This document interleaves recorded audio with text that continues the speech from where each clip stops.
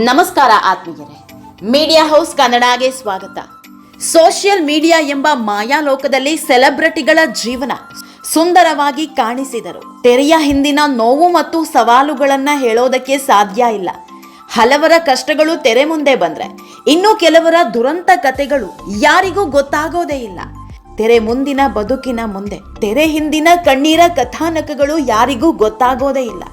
ಇದಕ್ಕೆ ಲೇಟೆಸ್ಟ್ ಉದಾಹರಣೆ ಕನ್ನಡದ ಖ್ಯಾತ ನಿರೂಪಕಿ ಅನುಶ್ರೀ ಆಡಿದ ಇತ್ತೀಚಿನ ಮಾತುಗಳು. ಆನ್ಲೈನ್ನಲ್ಲಿ ಮಹಿಳೆಯರ ಮೇಲೆ ನಡೆಯುವ ಶಾಬ್ದಿಕ ದಾಳಿ ಮತ್ತು ಮಾನಸಿಕ ಕಿರುಕುಳದ ಬಗ್ಗೆ ಅನುಶ್ರೀ ಮನಬಿಚ್ಚಿ ಮಾತನಾಡಿದ್ದಾರೆ.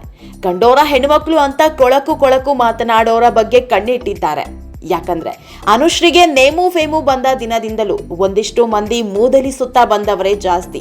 ಇಲ್ಲ ಸಲ್ಲದ ಆರೋಪ, ಕೊಂಕು ಮಾತುಗಳು ಇದೆಲ್ಲವೂ ಅನುಶ್ರೀ ಮನಸ್ಸಿಗೆ ದೊಡ್ಡ ಗಾಯವಾಗಿ ಮಾಡಿದೆ.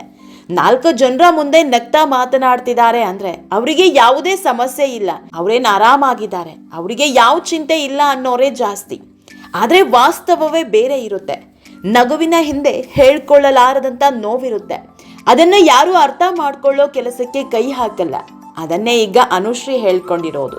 ಫಾರ್ ದಿ ಫಸ್ಟ್ ಟೈಮ್ ಸಂದರ್ಶನವೊಂದರಲ್ಲಿ ಅನುಶ್ರೀ ಕಣ್ಣೀರ್ ಹಾಕಿದ್ದಾರೆ. ಅದೆಂತಹದ್ದೇ ಕಷ್ಟ ಬರಲಿ, ಅದೆಂತಹದ್ದೇ ನೋವಿರಲಿ, ಯಾವತ್ತೂ ಹೊರಗೆ ತೋರಿಸ್ಕೊಂಡವರಲ್ಲ, ತನ್ನ ನೋವನ್ನ ಹೇಳ್ಕೊಂಡು ಕಣ್ಣೀರಿಟ್ಟವರಲ್ಲ. ಆದ್ರೀಗ ಅನುಶ್ರೀ ಯೂಟ್ಯೂಬ್ ಸಂದರ್ಶನವೊಂದರಲ್ಲಿ ಕಣ್ಣೀರ್ ಹಾಕಿದ್ದಾರೆ. ಇದೆಲ್ಲದರ ಬಗ್ಗೆ ಇವತ್ತಿನ ವಿಡಿಯೋದಲ್ಲಿ ಹೇಳ್ತಾ ಹೋಗ್ತೀವಿ. ಅದಕ್ಕೂ ಮೊದಲು ನೀವಿನ್ನೂ ನಮ್ಮ ಚಾನಲ್ನ ಸಬ್ಸ್ಕ್ರೈಬ್ ಮಾಡಿಲ್ಲ ಅಂದರೆ ಮಿಸ್ ಮಾಡಬೇಡಿ, ಈಗಲೇ ಸಬ್ಸ್ಕ್ರೈಬ್ ಮಾಡಿ. ಈ ವಿಡಿಯೋನ ಕೊನೆವರೆಗೂ ನೋಡಿ, ನಿಮ್ಮ ಅನಿಸಿಕೆಗಳನ್ನು ಕಾಮೆಂಟ್ ಮಾಡಿ.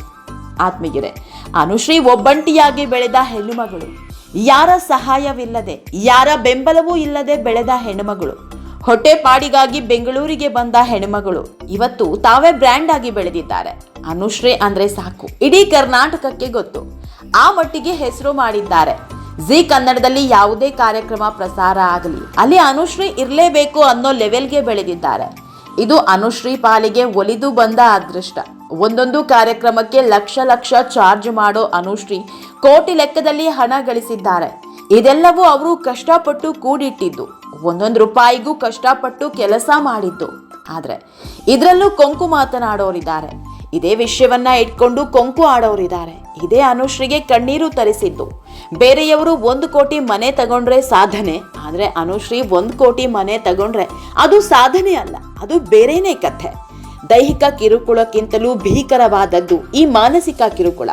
ಈ ಬಗ್ಗೆ ಮಾತನಾಡಿದ ಅನುಶ್ರೀ, ಫಿಸಿಕಲ್ ರೇಪ್ ಬೇರೆ, ಮೆಂಟಲ್ ರೇಪ್ ಕೂಡ ಇದೆ.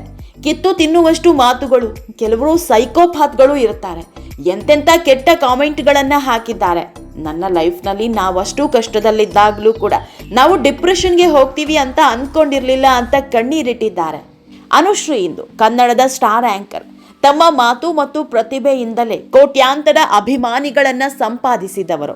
ಅಂದಹಾಗೆ ಅನುಶ್ರೀ ಅವರ ಜೀವನದ ಹಾದಿ ಹೂವಿನ ಹಾಸಿಗೆಯಾಗಿರಲಿಲ್ಲ. ತಾಯಿ ಮತ್ತು ತಮ್ಮನ ಜವಾಬ್ದಾರಿ ಹೊತ್ತು ಶೂನ್ಯದಿಂದ ಈ ಮಟ್ಟಕ್ಕೆ ಬೆಳೆದವರು. ಮಾತಿನಿಂದಲೇ ಎಲ್ಲರನ್ನ ನಗಿಸುವ ಅನುಶ್ರೀಗೆ ಕೆಲವರು ಮಾಡೋ ಕೆಟ್ಟ ಕಾಮೆಂಟ್ ತುಂಬಾ ಘಾಸಿಗೊಳಿಸಿದೆ. ಹೀಗಾಗಿಯೇ Anushree for the first time ಕಣ್ಣೀರಿಟ್ಟಿದ್ದು. ಗೊತ್ತು ಪರಿಚಯ ಇಲ್ಲದವರು ಮಾಡೋ ಕಾಮೆಂಟ್ಗಳ ಬಗ್ಗೆ ತಲೆ ಕೆಡಿಸ್ಕೊಳ್ಬಾರ್ದು ಅಂದ್ಕೊಳ್ತೀವಿ, ಅದನ್ನ ಮನಸ್ಸಿಗೂ ಹಾಕೊಳ್ಬಾರ್ದು ಅಂದ್ಕೊಳ್ತೀವಿ.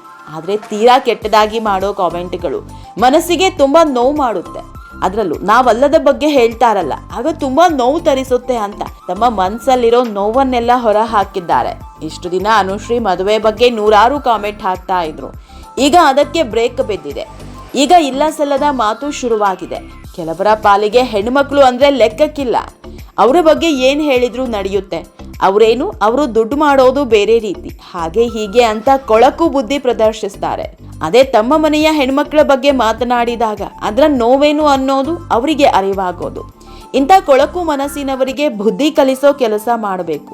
ಕಂಡೋರ ಹೆಣ್ಮಕ್ಳ ಬಗ್ಗೆ ಕಾಮೆಂಟ್ ಮಾಡೋದಿರಲಿ, ಯೋಚನೆ ಮಾಡೋದಕ್ಕೂ ಹಿಂದೆ ಮುಂದೆ ನೋಡಬೇಕು. ಆ ರೀತಿ ಬುದ್ಧಿ ಕಲಿಸಬೇಕು. ಆಗಲೇ ನೋಡಿ ಇಂಥ ಕಾಮೆಂಟ್ ಕೀಚಕರ ಅಟ್ಟಹಾಸಕ್ಕೆ ಬ್ರೇಕ್ ಬೀಳೋದು. ಆತ್ಮೀಯರೇ, ಈ ವಿಡಿಯೋ ನಿಮಗೆ ಇಷ್ಟವಾದಲ್ಲಿ ಲೈಕ್ ಮಾಡಿ, ಶೇರ್ ಮಾಡಿ, ಕಾಮೆಂಟ್ ಮಾಡಿ. ಇನ್ನೂ ನಮ್ಮ ಚಾನಲ್ನ ಸಬ್ಸ್ಕ್ರೈಬ್ ಮಾಡಿಲ್ಲ ಅಂದರೆ ಮಿಸ್ ಮಾಡಬೇಡಿ, ಈಗಲೇ ಸಬ್ಸ್ಕ್ರೈಬ್ ಮಾಡಿ.